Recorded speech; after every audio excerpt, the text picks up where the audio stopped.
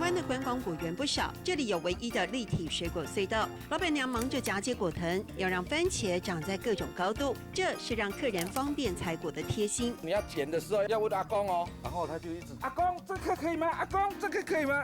一年的阿公的量都叫光光了。营造老少咸宜的空间，农场主人邱顺军自豪想打造一间番茄故事屋。内内番茄是小朋友取的可爱名字，颜色口感各不同的14个品种，小朋友形容像彩虹。这个就是个，所以它是果实比较大。对对对，很太了不？嘿呀，这种了按太了吼，你这新鲜吼，搁当吃，搁当好食，搁当甜吼，你搁当多汁。好那种啊，又轻又厚实。嘿，当地要当到汁，很多汁。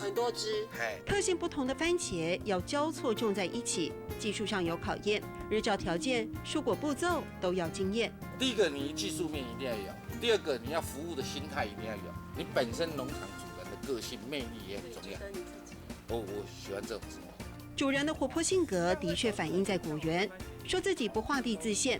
原是921受灾户的邱顺军，长达18年的投入，果园却在这几年才逐渐打开知名度。我们这个叫做农业休闲，所谓农业休闲，就是说我们农业为基础，休闲为辅。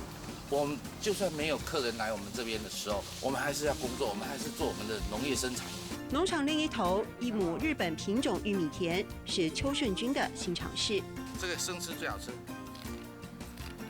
哇，烤哎！爆汁哎，这个叫蜜汁水果玉米。还有像盆栽的奶油莴苣，有客人放办公室生吃舒压。这比开心农夫的邱顺军用心灌溉多元化的缤纷果园。很太了不？又齐又好食。很太了不？